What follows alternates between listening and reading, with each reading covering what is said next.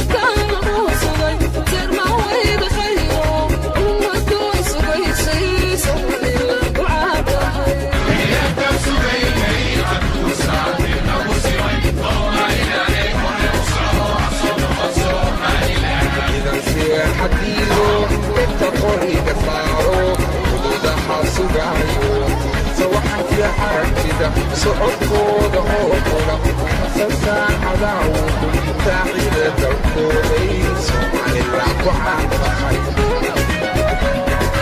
idan seexadiido inta qoriga saaro xuduudaha suga bismillaahi raxmaani raxiim waxaanu maanta halkan rabnaa inaanu ummadda reer Somaliland kula socodsiino in ay aanu halkan ku soo dhaweynay wafdi ballaaran oo ka socda dalalka la isku yiraahdo EU-da Yurub oo badankoodii halka jooga halkan waxaa noogu yimid safiiro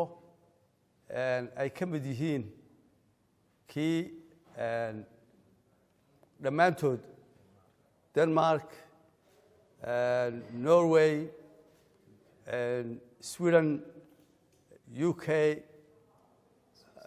Switzerland, Finland, intii muhiimka ahayd ama waaweynayd halka kan ayay maanta noogu yimaadeen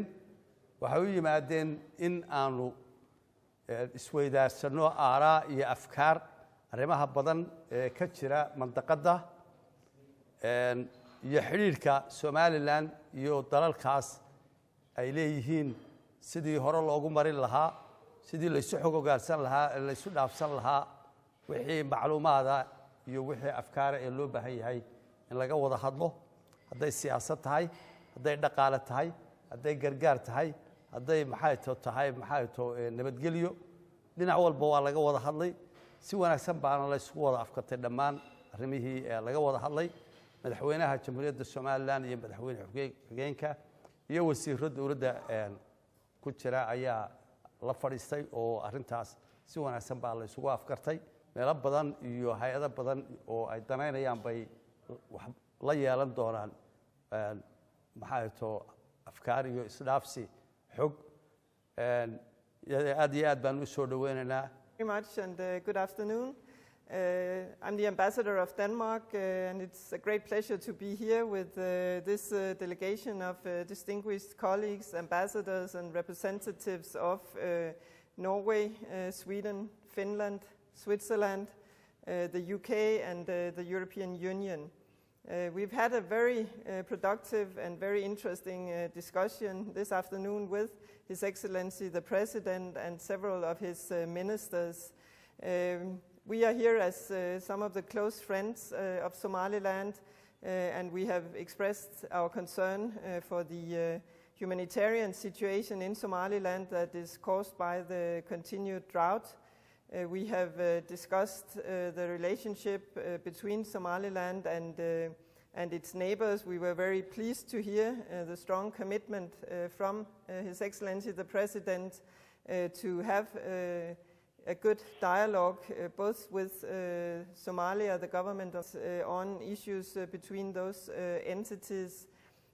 We have also had the opportunity to discuss at length the upcoming elections in Somaliland.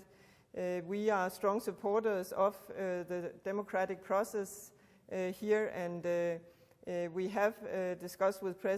the President our hope that it will be possible to find a compromise between the political actors that will lead to elections this year. We have stressed that, seen from our point of view, that is an important part of the good image that Somaliland has in the international community, that you continue your path on achieving even more democratic gains, and an important part of that is to have regular elections. So we have expressed very clearly that that is our expectation of all parties in Somaliland, that they sit together, they find a compromise, and they find a way to have elections this year. We see that also as an important part of making sure that there is a dynamic political situation where strong development plans can be developed and also implemented to the benefit of the citizens of this country. So we are here to work with you, but of course based on political solutions that are created by the Somaliland actors, and which they stand behind, and where we can then come in and support. So I think that has been the key elements of our discussion today, and as I said, we have been very pleased with the good reception that our suggestions and our comments have received from the government side. Thank you very much.